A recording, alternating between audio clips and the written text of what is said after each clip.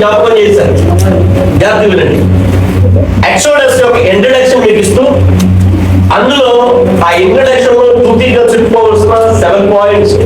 ఇందులో నాకు తెలుసు 2-3 మాత్రమే చెప్పగలను, ఎందుకంటే చాలా టైం అయింది.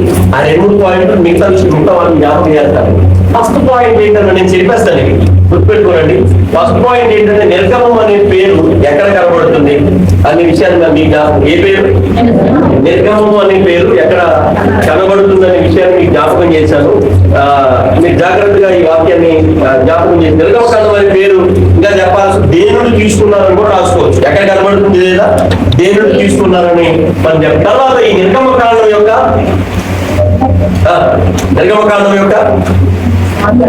ఆథర్ రచయిత ఎవరు అనే విషయం 2వ పాయింట్. 3వది బైబిల్ ప్రకారం నిర్గమము ఎప్పుడు జరిగింది అంటే మీరు ఐగుప్తు నుంచి ఎప్పుడు మీరు బయటకు వచ్చారు, అంటే ఏ సంవత్సరంలో బయటకు వచ్చారు, దేని ప్రకారం చెప్పండి. దేని ప్రకారం? బైబిల్ ప్రకారం మీరు ఎప్పుడు బయటకు వచ్చారనేది మోస్ట్ ఇంపార్టెంట్. గుర్తుపెట్టుకోండి. ఇది ఎక్కడ కనబడుతుంది అనేది మోస్ట్ ఇంపార్టెంట్. తర్వాత ఆతగలను బైబిల్ ప్రకారం నిర్గమం ఎప్పుడు బైబిల్ ప్రకారం.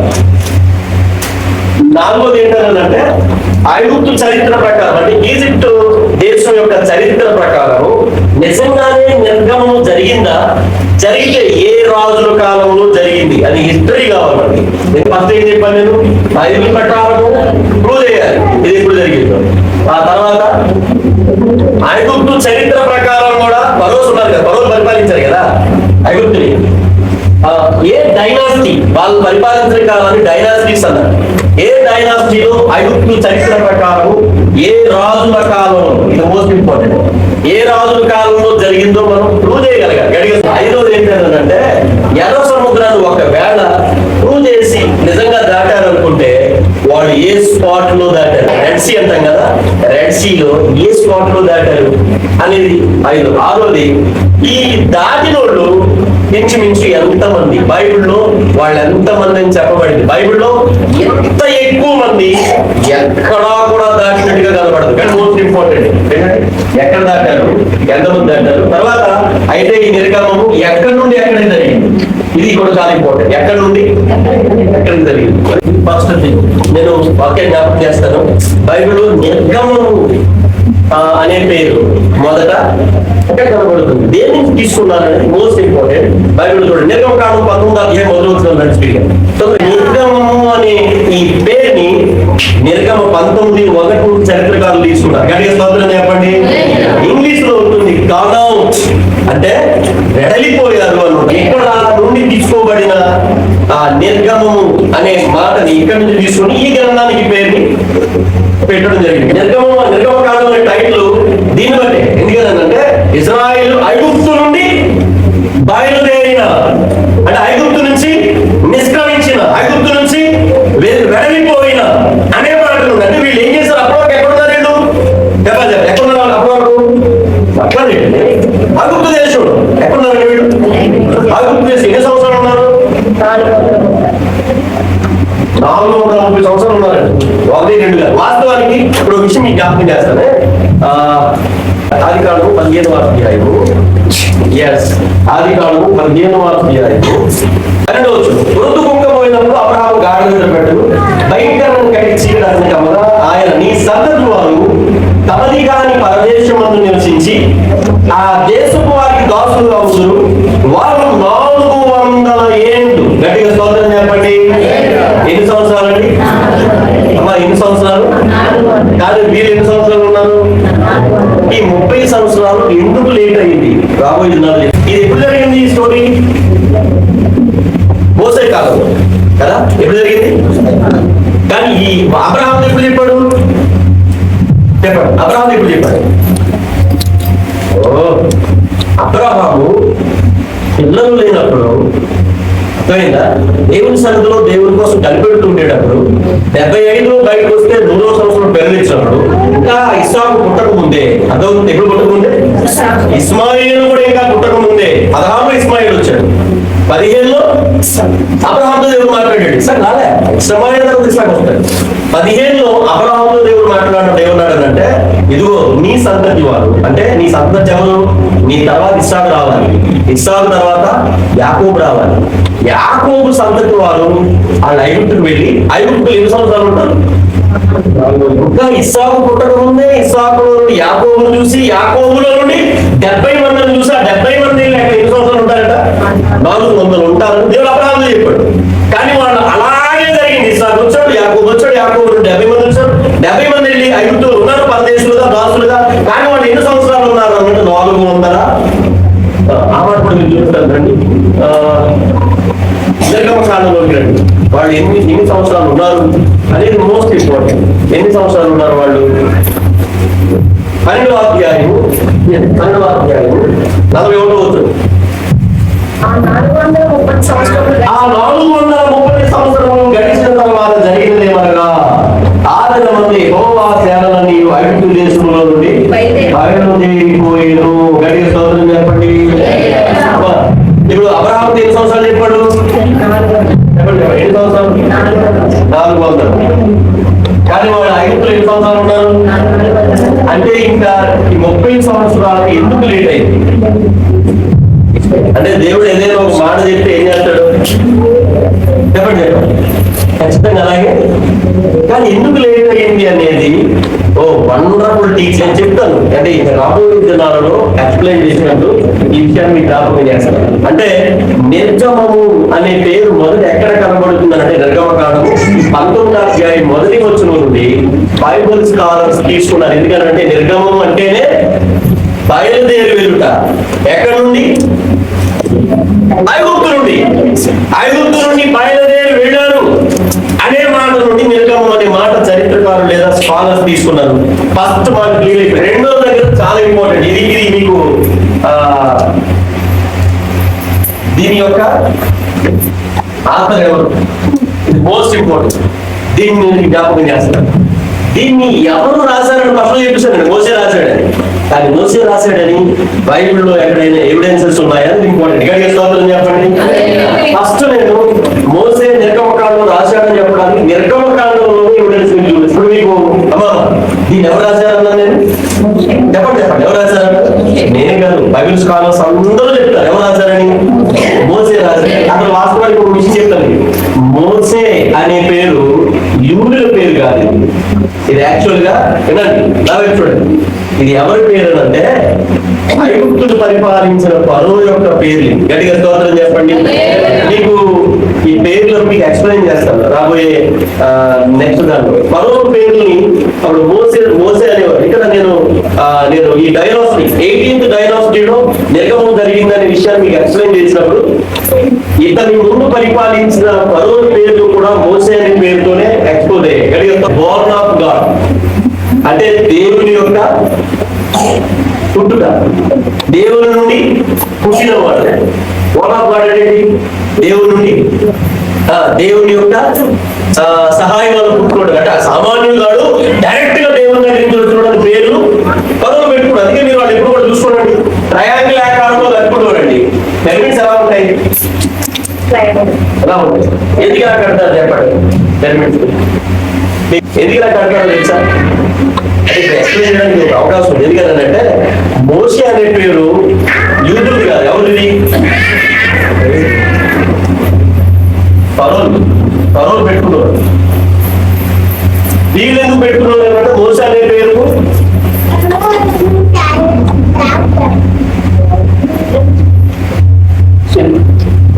అంటే దేవుని నుండి, దేవుని ద్వారా పుట్టుకోవడంగా. ఇప్పుడు ఎందుకు ఈ పేరుగా పెట్టుకున్నారంటే, మేము డైరెక్ట్ గా మనుషుల ద్వారా వచ్చడం కాదు, దేవుని దగ్గర నుంచి వచ్చడం. ఎందుకంటే అందుకే కూడా సూర్యుని యొక్క కాంతి భూమి మీద బయలుదేరి ఇలా బయలుదేరుతుంది. అది భూమికి ఎత్తు ఇలా రిఫ్లెక్ట్ అవుతుందండి, ట్రయాంగిల్ ఆకారం.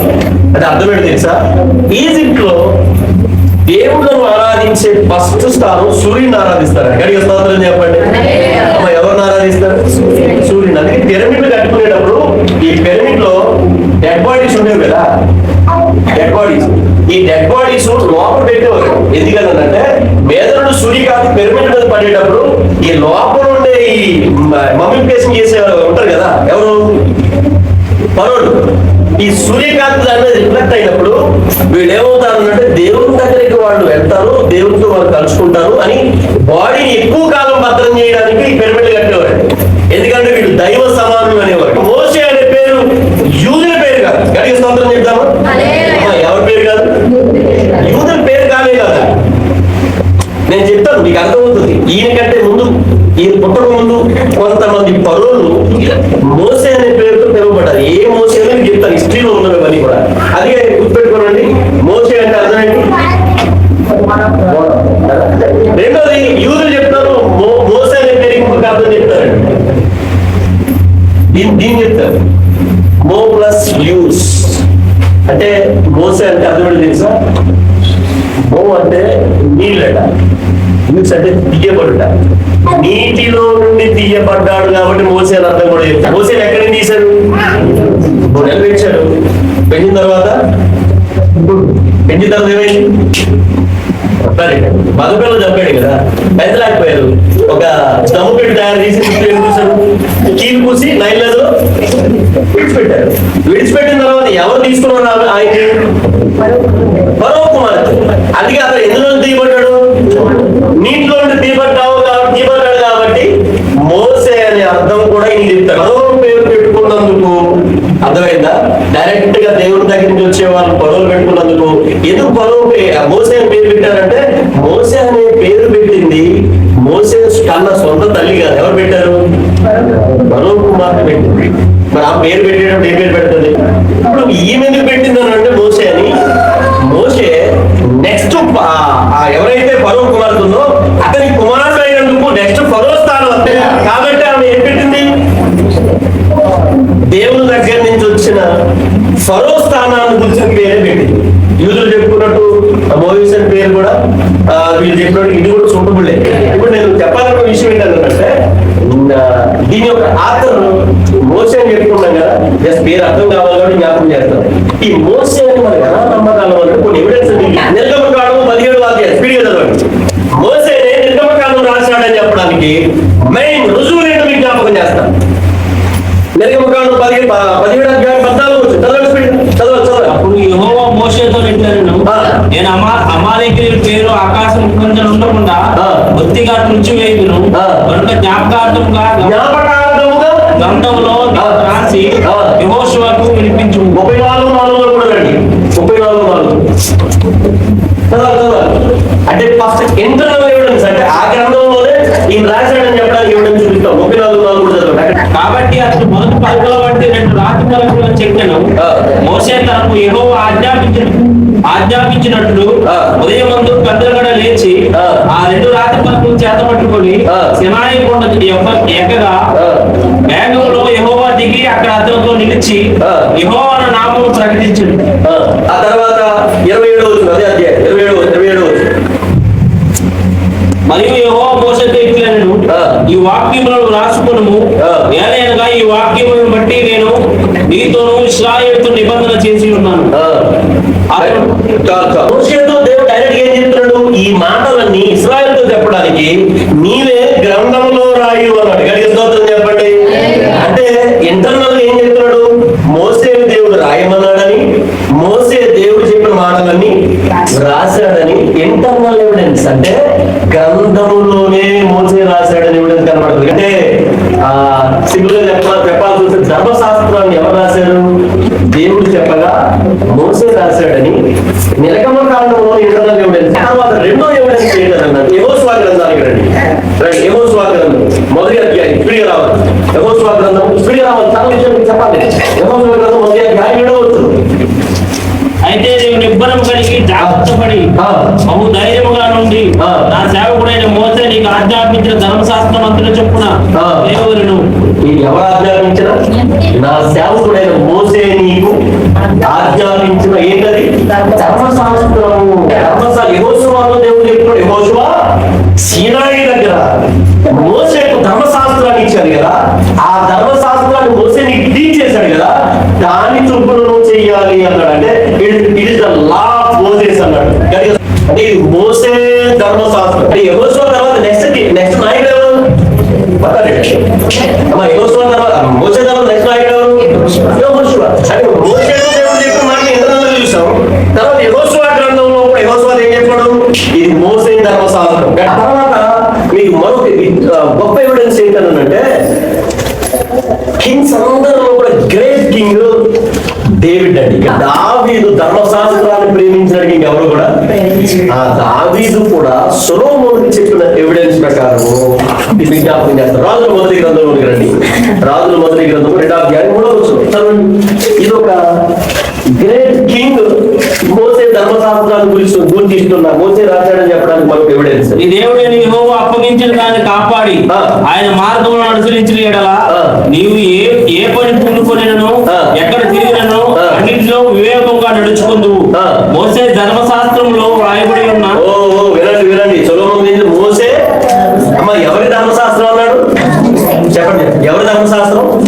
మోసే ధర్మశాస్త్రంలో రాయబడి ఉన్నది దేవుని కట్టడలను ఆయన నియమించిన ధర్మమంతటిని ఆయన న్యాయ విధులను శాసనములను గైకొను.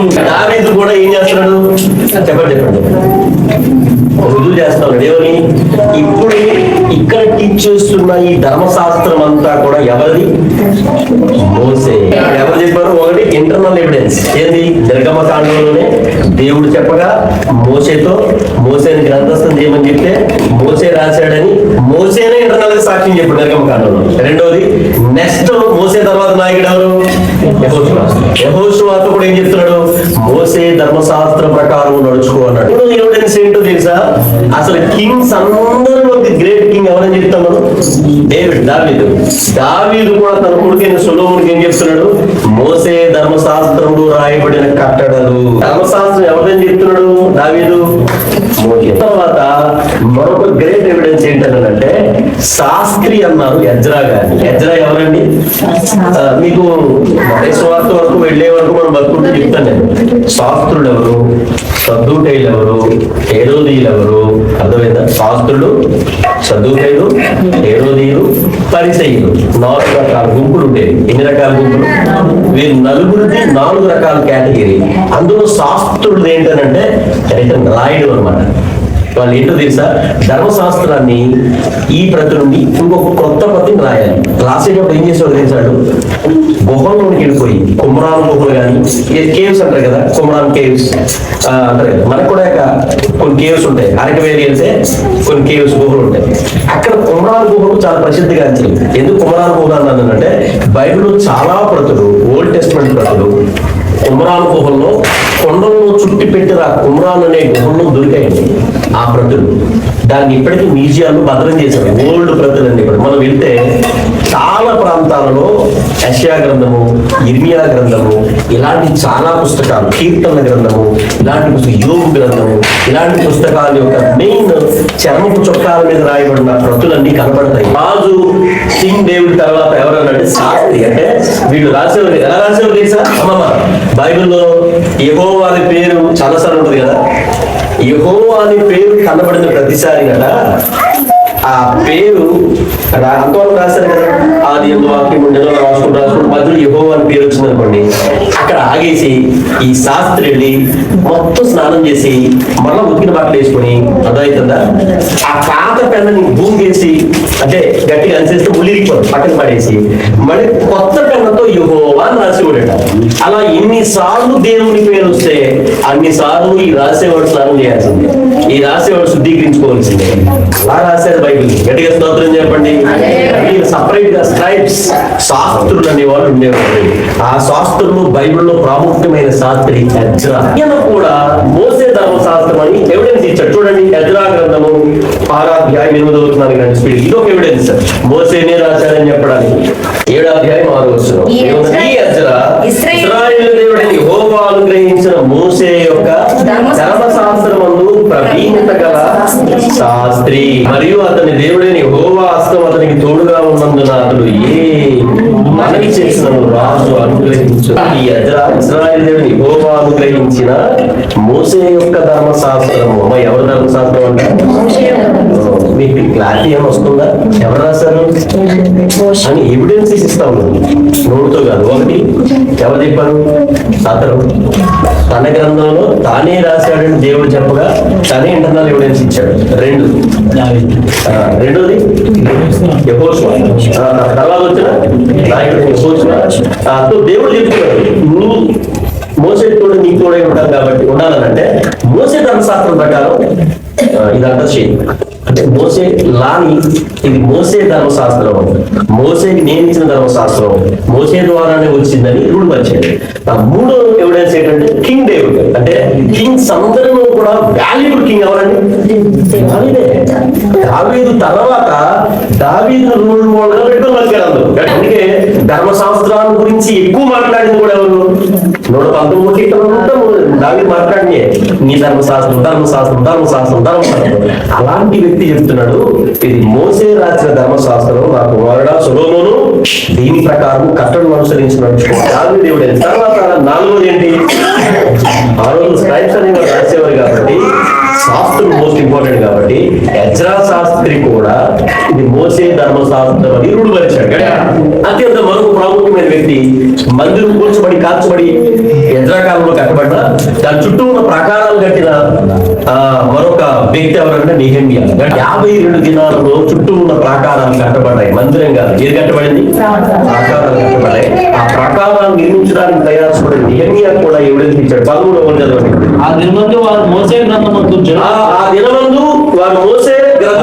జనులకు చదివి వినిపించగా అందులో అమోరీయులు గాని మోయాబీయులు గాని దేవుని యొక్క సమాజం ఎన్నటికీ చేరదు. ఇక్కడ ఏమన్నారు? ఈ గ్రంథంలో కూడా మోసే గ్రంథం. ధర్మశాస్త్రం ఎవరి గ్రంథం? చెప్పండి ఎవరి గ్రంథం? అంటే క్లారిటీ ఏంటో తెలుసా?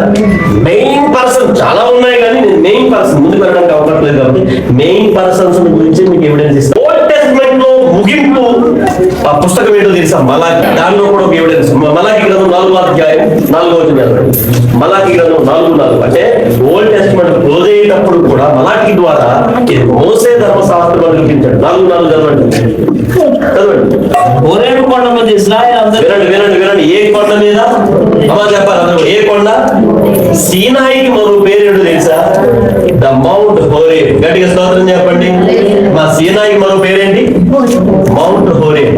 హోరేబు కొండకి మరో పేరు సీనాయి అని చెప్తారా? తర్వాత హోరేబు కొండ మీద ఇశ్రాయేలు అందరి కొరకు నేను నా సేవకుడైన మోషేకు ఆజ్ఞాపించిన ధర్మశాస్త్రము. మోషేకు ఏం ఆజ్ఞాపించాడట? ధర్మశాస్త్రం. క్లారిటీ ఇస్తున్నాడు. ఏమని? ఫలానా కొండ మీద నా సేవకుడైన మోషేకి నేను ధర్మశాస్త్రాన్ని ఆజ్ఞాపించాను. ఇప్పుడు నేను ఓల్డ్ టెస్ట్మెంట్ క్లోజ్ అయ్యింది కదా, న్యూ టెస్ట్మెంట్ లో గోల్డ్ చెప్పారు కానీ నేను ఒక వ్యక్తిని గురించి చెప్పేసి ఈయన ఆథర్ అని డిక్లేర్ చేసేస్తాను. ఆయన ఎవరంటే యేసు ప్రభు. గట్టిగా స్తోత్రం చెప్పండి. ప్రవక్త ఎంతమంది చెప్పినా దాన్ని రూఢిపరచాల్సింది ఎవరు?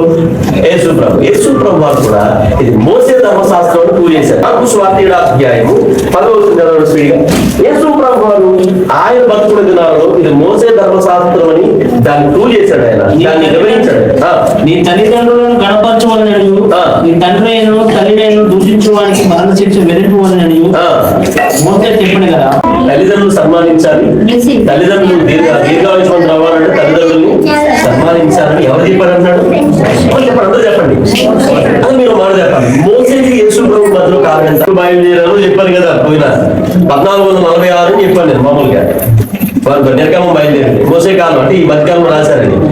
మోసే 1400 ఇంచుమించుగా 5 ఆ టైం వరకు కూడా నివసించుంటాడని చరిత్రకారులు చెప్తారు స్కాలర్స్. అంటే 1400 నుండి యేసు ప్రభు వరకు. యేసు ప్రభు వస్తే కాలం ఏంటి? 0 కదా. క్రీస్తు మధ్యలో సెంటర్. యేసు ప్రభు ఏం తీసుకోవాలి? ఇది కాలం. ఇక్కడ జీసస్ దీనికి సెంట్రల్ పాయింట్ అయిన ఇది బీసీ, ఇది ఏది. ఇప్పుడు దీని ఏమంటారు? 0. ఎక్కడి నుంచి కదా కాల్కులేషన్ చేస్తాం. చరిత్ర ఎక్కడ స్టార్ట్ అయింది? యేసు ప్రభు దగ్గర నుంచి. అంటే యేసు ప్రభు రాకముందున్న కాలం దేన్ని బేస్ చేసుకొని డివైడ్ చేశారు? యేసు ప్రభు సెంట్రల్ పాయింట్ ఈయనే. అంటే ఈ యేసు ప్రభుకు ముందు 500 years బుద్ధుడు ఉన్నాడని చెప్పుకోవాలనుకోండి, బుద్ధుడు ఉన్నప్పుడు స్టార్ట్ అవ్వలేదు చరిత్ర. యేసు ప్రభుది. ఇప్పుడు ఈ బుద్ధుడు ఎప్పుడు ఉన్నాడని చెప్పాలి మనం? యేసు ప్రభువు ముందు. అంటే ఈడు ఎప్పుడు బతికాడో చెప్పాలనంటే ఎవరు కేరళలో? ఇప్పుడు యేసు ప్రభు లేకపోతే బుద్ధుడు ఎప్పుడు పుట్టాడని చెప్తారు? 300 years. అశోక చక్రవర్తి బీసీ. అంటే ఈ అశోక చక్రవర్తి అనేవాడు ఎప్పుడున్నాడు పుట్టాడు సరే, ఎప్పుడున్నాడని చెప్పాలి మనం? BC 300. అంటే ఈ యేసు ప్రభు అనే ఈ వ్యక్తి లేకపోతే యేసుకు ముందు ఎన్ని సంవత్సరాలు ఉన్నాయో అవి కోట్ల, 1000 కోట్ల, లక్షల కోట్ల చెప్పడానికి అవకాశం. దీన్ని బట్టి ఈ రోజు మన లైఫ్ కూడా ఉన్నది. మన లైఫ్ ఏంటో తెలుసా? క్రీస్తు శకం. యేసుబాబు తర్వాత ఎవడున్నా అంటే ఇప్పటికి యేసుబాబు ఎన్ని సంవత్సరాలు అవుతుంది? 2025 సంవత్సరాలు. ఈ 2025 సంవత్సరాల్లో బ్రిటిష్ వాళ్ళు ఇప్పుడు వచ్చారు, లేకపోతే ముస్లింలు ఇప్పుడు వచ్చారు, లేకపోతే పోర్చుగీస్ వాళ్ళు ఇప్పుడు వచ్చారు, మొఘల్ చక్రవర్తి ఇప్పుడు వచ్చారు. అర్థమైందా? మౌర్యన్ ఎంపైర్ ఇప్పుడు స్టార్ట్ అయింది. బిఫోర్ కానీ ఏడి కానీ మొత్తం టోటల్ అంతా ఎవరు బేస్ చెప్పండి చెప్పండి చెప్పండి. ఇప్పుడు మీకు ఇది ఎక్స్ప్లెయిన్ చేస్తాను జాగ్రత్తగా ఉండండి. ఇప్పుడు ఈ ఏడి ఉంది కదా, ఏడి నుంచి బీసీని వెనక్కి వెళ్ళాలని ఏం చేయాలి తెలుసా? ఇప్పుడు 2000 ఉందనుకోండి, BC 2000 సంవత్సరాల క్రితం ఆయన చైనాలో జొరాస్ట్రో అనేవాడు ఉన్నాడని చెప్తారు. BC 2000 years అంటే యేసు పుట్టక ముందు 4000 సంవత్సరాలు. ఇప్పుడు యేసు ఈ కాలం లెక్కెట్టేటప్పుడు ఆ తర్వాత లెక్కెట్టడం అనుకోండి, వెనక్కి రావాలి. ఇక్కడైతే ముందుకెళ్ళాలి కాలాన్ని కాల్కులేట్ చేసేటప్పుడు. ఇప్పుడు 1445 to 1405 ఎలా చెప్పాలో తెలుసా? BC అంటే వెనక్కి వస్తే ఇక్కడ టచ్ అవుతాం అనమాట మనం. కాలాన్ని ఇప్పుడు BC లెక్కేటప్పుడు వెనక్కి రావాలి, క్రీస్తు శకాన్ని లెక్కేటప్పుడు ముందుకెళ్ళాలి. ఈ కాల్కులేషన్ లేకపోతే నేను చెప్పబోయేది ఒక ముక్క అర్థం అవుతుంది, ఇంక నెక్స్ట్ చెప్పబోయేది. ఇప్పుడు మోసే చెప్పాడట అని యేసు ప్రభు ఎప్పుడు అన్నాడు? 1445 నుంచి 1405 మధ్య కాలంలో మోసే చెప్తే అది 1400 సంవత్సరం వేసుకోవడం అంతగా. ఇప్పుడు యేసు ప్రభు ఎప్పుడు వచ్చాడు? 0 కదా, ఆయన కదా కాదు. అంటే ఎన్ని సంవత్సరాలు? 1400 సంవత్సరాల తర్వాత యేసు ప్రభు అన్నాడు ఇది మోసే చెప్పాడు అన్నాడు. గట్టిగా స్తోత్రం చెప్పండి. ఎవరు చెప్పారట? అదే మోసే చెప్పిన ఇంచుమించుగా 1400 సంవత్సరాల తర్వాత వచ్చిన యేసు ప్రభు ఇది మోసే చెప్పాడు అన్నాడు. ఎక్కడ విషయాన్ని యేసు ప్రభు కోడ్ చేశాడో చెప్తాను మీకు. చూడండి, నిర్గమకాండం చూడండి, ఈ మాట ఎక్కడ కోడ్ చేశాడు? ఈ రెండు లింక్ చేసుకోండి, రెండు కూడా కంపేరింగ్ లింక్ చేసుకోండి. 20వ అధ్యాయం 12వ వచనం చదవండి. నిర్గమకాండం 20వ అధ్యాయం 12వ. దేవుడిని యెహోవా నీకు అనుగ్రహించిన దేశంలో నీవు దీర్ఘాయుష్మంతుడు అవునట్లు నీ తండ్రిని నీ తల్లిని సన్మానించు. ఈ మాటను అక్కడ కోడ్ చేసి మోసే చెప్పాడు కదా. 21:17 కూడా చదవండి. 21:10 నిర్గమకాండం ఈ రెండు వచనాలు కోడ్ చేశాడు. తన తండ్రిని తల్లిని శపించేవాడు నిశ్చయముగా మరణ శిక్ష ఉంటుంది. ఈ మాట చెప్పాడు, తండ్రిని కానీ దూషిస్తాడు ఏమవుతాడు? మరణ శిక్ష అని మోసే చెప్పాను కదా. ఎవరు చెప్పారట? అంటే యేసు ప్రభు ఏం చెప్తున్నాడంటే ధర్మశాస్త్రాన్ని చెప్పింది ఎవడో కాదు, ఎవరు చెప్పారు? మోసే చెప్పాడు అని. ఫలానా వచనం మోసే ఇక్కడ చెప్పాడు కదా, ఆ వచనాన్ని తీసుకొచ్చి తాము నివసిస్తున్న దినాల్లో ప్రజలకు టీచ్ చేశాడు. అంటే అవి చెప్పింది ఎవరు అన్నాడంటే ఈ మాటలు మోసే. అంటే ధర్మశాస్త్రాన్ని చెప్పింది ఎవరన్నాడు? గట్టిగా స్తోత్రం చెప్పండి. యేసు ప్రభు చెప్పిన మొదటి ఎవిడెన్స్. రెండో ఎవిడెన్స్ చెప్తాను, మార్కు సువార్త 12:26. చూడండి, మార్కు సువార్త 12వ అధ్యాయం 20. వారు లేచెదరని మృతులను కూర్చున్న సంగతి మోసే గ్రంథమందలి పొదను గురించిన భాగంలో మీరు చదవలేదా? ఏం చెప్తున్నాడు చెప్పండి. ఏ భావం? మోసేకి పొదలో దర్శనం కలిగిందని మళ్ళీ ఎవరు చెప్తున్నారు? సరే అండి, మోసేని ఎక్కడ దర్శించాడండి? ఓరేపు కొండ దగ్గర నిత్యానందంగా ఉండేటప్పుడు దేవుడు దర్శించాడు. కాబట్టి మనం చూస్తాము పొదలో అగ్ని మండుతుంది, కానీ పొద ఏమవలేదు, కాలిపోలేదు. ఆ పొదను గురించి పొదలో కనబడ్డాడా అంటే కనబడ్డాడు అంటే కనబడిన ఆయనే కాబట్టి ఆయన గుర్తున్నది. అందుకేం చెప్తున్నాడు? పొదను గురించిన దర్శనాలు నేర్చుకోవడం మన ఏం చేస్తున్నాడు?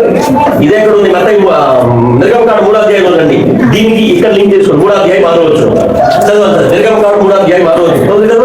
ఆయన నేను నీ తండ్రి దేవుడను, అబ్రహాము దేవుడను, ఇస్సాకు దేవుడను, యాకోబు దేవుడను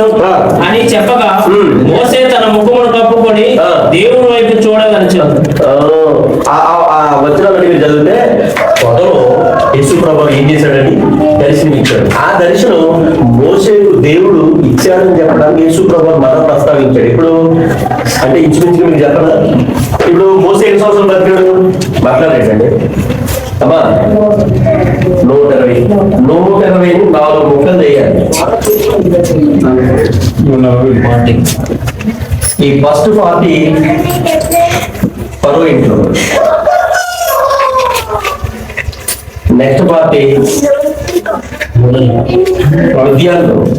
మిథ్యాన్లో, నెక్స్ట్ పార్టీ అరణ్యం కదా. మీకు సరిగా అర్థం కదా, నేను క్లియర్గా రాలేదు. ఓకే, ఫస్ట్ పార్టీ ఏంటంటే ఫరో ఇంట్లో ఉన్నాడు. ఇప్పుడు మోసే 1405లో ఒకవేళ ఎక్స్పైర్ అయిపోయి ఉంటే 1405లో, దీనికి 120 years బ్యాక్ అండి.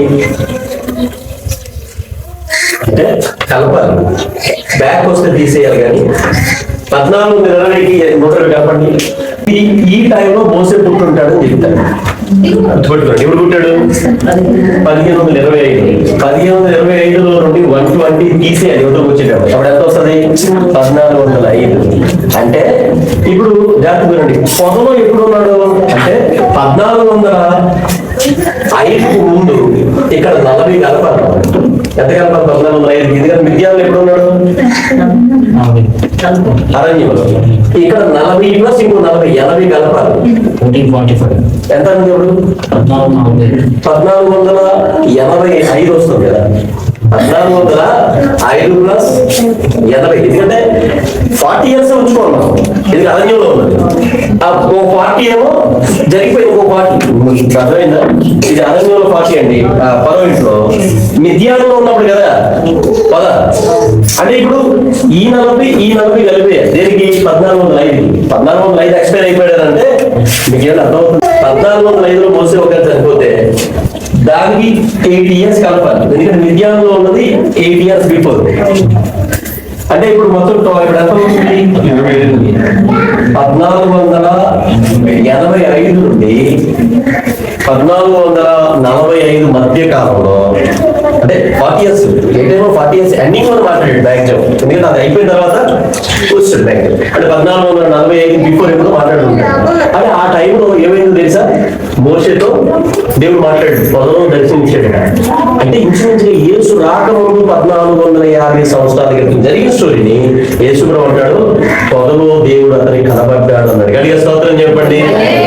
అర్థమైందా? అంటే బైబిల్లో యేసు ప్రభు 1500 సంవత్సరాల క్రితం దర్శించిన దర్శనాలు కూడా 1500 సంవత్సరాల తర్వాత వచ్చి దాన్ని ఏం చేస్తున్నాడు? కనబడింది ఫ్యాక్ట్. ఎందుకన్నాడు తెలుసా? మరి అప్పుడు ఎక్కడున్నాడు ఈయన? తండ్రి దగ్గరే ఉన్నాడు. ఆయనే ఈయన. కాబట్టి ఆయనకి ఆ విషయం ఎలా తెలిసింది? ఈ తనలో యేసుబాబు వెనకాల ముందు వచ్చాడు. యేసుబాబుకి ఏం తెలుసు? యేసుబాబుకి మోసేకు పొదలో కనబడిన విషయం కూడా తెలుసండి. మరో చోట అన్నాడు, ఇప్పుడు చెప్పడానికి టైం కాదు కానీ, అబ్రహాము పుట్టక ముందే నేను ఉన్నాను అన్నాడు. అబ్రహాము నన్ను కలుసుకోవాలని అనుకున్నాడు, నన్ను కలుసుకొని సంతోషపడ్డాడు అన్నాడు. అబ్రహాం ఎప్పుడు ఉన్నాడు? యేసుబాబు ఎప్పుడు ఉన్నాడు చెప్పండి? Abraham BC 2000 years. BC ఎప్పుడు? 2000. అంటే ఇక్కడ నుంచి 2000 సంవత్సరాలు వెనక్కి అబ్రహాం ఉన్నాడు కరెక్ట్ గా. ఆదాము ఎప్పుడు ఉన్నాడు? అతనికి ముందు 2000 సంవత్సరాలు. ఇప్పుడు యేసు ప్రభు తర్వాత 2025. మొత్తం టోటల్ ఎంత అయింది? 6000 చిల్లర. ఇది మానవ జాతి హిస్టరీ. సింపుల్ గా చెప్పాల్సి వస్తే, అంటే యేసు ప్రభు యొక్క స్టోరీలో చాలా మంది ఉన్నారు కానీ అందులో కొన్ని మజిలీలు ఉన్నారు. వాళ్ళు ఎవరంటే ఫస్ట్ ఆడం, ఇతని దగ్గర 0 స్టార్ట్ అయింది మానవ జాతి. మధ్యలో పాయింట్ ఎవరంటే అబ్రహాం తర్వాత యేసు ప్రభు. ఈయన ఈ స్టోరీకి ఈయన క్యారెక్టర్ ఎవరు? యేసు ప్రభు. క్రీస్తుకు పూర్వం 2000 అబ్రహాముకు పూర్వం 2000 ఆదాము. అంటే యేసు ప్రభు రాకముందు 2000 సంవత్సరాల చరిత్ర ఉంది బైబిల్ గ్రంథం ప్రకారం. నేను చెప్తాను 4000. యేసు ప్రభు వచ్చిన తర్వాత 2000. టోటల్ స్టోరీ ఎంత చెప్పండి? గట్టిగా స్తోత్రం చెప్పండి. మొత్తం మానవ జాతి ఆవిర్భావం. ఇప్పుడు ఇక్కడ చెప్పండి సార్, ఇప్పుడు సింపుల్ గా చెప్పండి. మానవ జాతి భారతదేశ చరిత్ర BC గుర్తుపెట్టుకోనండి, 2500 కి ముందు లేనే లేదు. ఎందుకో చెప్పరా? ఇండస్ వ్యాలీ సివిలైజేషన్, సింధు లోయ, హరప్ప, మొహంజోదారో. చదివారు ఇప్పుడు పిల్లలు? హరప్ప అంటారమ్మా, మొహంజోదారో, ఇండస్ వ్యాలీ సివిలైజేషన్ అంటారు. అది ఎప్పుడైందంటే బీసీ, యేసు ప్రభుకు ముందు 2000 సంవత్సరాల అబ్రహాము కాలం. ఏ కాలం అంటే ఈ అబ్రహాము కాలానికి ముందు ఒక సివిలైజేషన్ ఉంది, మొస్పటేమియన్ సివిలైజేషన్. యేసు అబ్రహాం ఎక్కడికి పిలిచాడు? మొస్పటేమియా. ఆ మొస్పటేమియా దగ్గర ప్రారంభించిన సివిలైజేషనే విచ్ఛిన్నమై దేశాలు పాలిత. అక్కడి నుంచి వలస ఇండియాకి వచ్చి ఇండియాలో ఇండస్ వ్యాలీలో స్థిరపడ్డారట. అక్కడేమో అబ్రహాం కూడా అక్కడి నుంచే బయటకు వచ్చి కనాను దేశానికి వచ్చాడు. అక్కడి నుంచే వలస వచ్చి ఇండస్ వ్యాలీ సివిలైజేషన్ లో కొంతమంది. కానీ మొదటి సివిలైజేషన్ ఏంటి? మొస్పటేమియా. మీరు ఎప్పుడైనా చూడండి,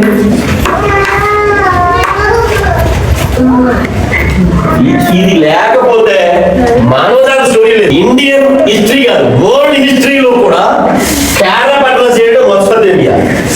ఈ మొస్పటేమియన్ సివిలైజేషన్ ఎక్కడైతే జరిగిందో అక్కడ నుండే అబ్రహామును దేవుడు పిలిచాడు. అంటే అన్ని సివిలైజేషన్స్ కంటే ఫస్ట్ సివిలైజేషన్ చెప్పండి, సెపరేట్ అంటే అన్ని సివిలైజేషన్ ముందేంటి, దీని తర్వాత ఏ సివిలైజేషన్ అయినా. సివిలైజేషన్ అంటే సెపరేట్, నాగరికత. సివిలైజేషన్ అంటే మామూలు పౌరుడు, సివిలైజేషన్ అంటే నాగరికత, అంటే మనుషులు ఆవిర్భవించడం. మొస్పటేమియా అనే సివిలైజేషన్ బైబిల్లో ఉంది, నేను చూపిస్తాను. అపోస్తుల కార్యాల గ్రంథంలో రండి. మొస్పటేమియాలో ఉన్నప్పుడు అబ్రహాము దేవుడు పిలిచాడట. అపోస్తుల కార్యాల గ్రంథంలో ఉంటాయి. అపోస్తుల కార్యాల గ్రంథము 7వ అధ్యాయము 1-2 వచనాలు. ప్రధాన యాజకుడు ఈ మాటలు నిజమేనా అని అడిగాను. అందుకు స్టెఫను చెప్పినదేమనగా, సహోదరులారా, తండ్రులారా, వీరుడు మన పితరుడైన అబ్రహాము హారానులో కాపురం ఉండక ముందు మొస్పటేమియాలో ఉన్నప్పుడు మహిమ గల దేవుడు అతనికి ప్రత్యక్షమై. గట్టిగా స్తోత్రం చెప్పండి. జాతి వినండి. ఇప్పుడు మీకు ఒక క్లారిటీ వచ్చేది. అబ్రహాము ఫస్ట్ ఎక్కడ పిలువబడ్డాడు? ఊరు కల్దీలా ఊరు కదా అమ్మా. ఊరు అనే ప్రాంతమే కదా. ఈ ప్రాంతంలో ఫస్ట్ ఉండేవాడు. ఈ ఊరు అనే ప్రాంతం ఎక్కడ ఉండేది? మొస్పటేమియా. అంటే అబ్రహాం ఎక్కడైతే ఉన్నాడో మొస్పటేమియా ప్రాంతంలో భాగమే ఊరు. దాన్ని ఇప్పుడున్న ఇరాక్. ఎప్పుడుగా చెప్పండి కదా, మానవ జాతి గుర్తుపెట్టుకున్న నోవహు తర్వాత ఏర్పడిన మొట్టమొదటి సివిలైజేషన్ మొస్పటేమియన్ సివిలైజేషన్ అయితే, ఆ సివిలైజేషన్ అది కల్దీల ప్రాంతము. కల్దీల ప్రాంతానికి ఇప్పుడున్న పేరు ఏంటంటే ఇరాక్. నేను అబ్రహాం స్టోరీ చెప్పేటప్పుడు చెప్పానండి ఇరాక్ గురించి.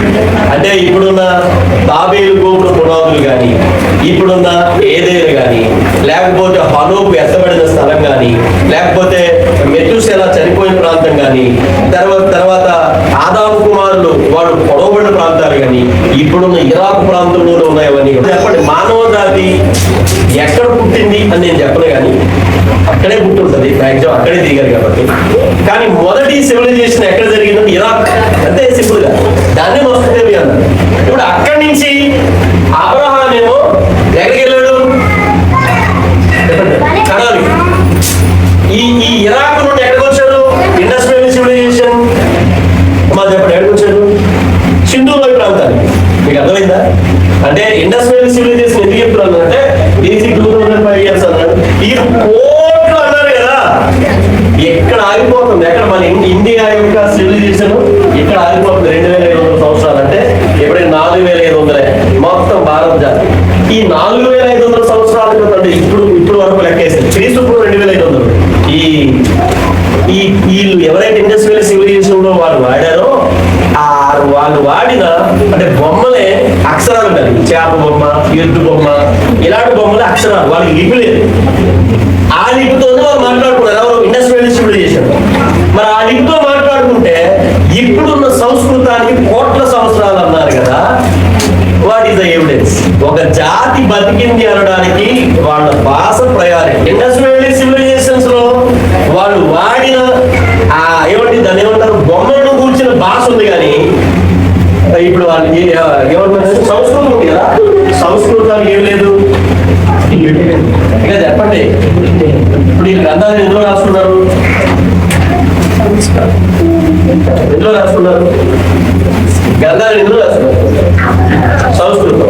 మరి సంస్కృతం గ్రంథాలు రాసుకుంటే గ్రంథాలు రాసింది వ్యాధవ్యాసుడు కదా, అసలు వ్యాధవ్యాసు ఎందులో రాశారు? సంస్కృతం ఉన్నారు. మీరు సంస్కృతం రాయడానికి ముందే ఉండాలి.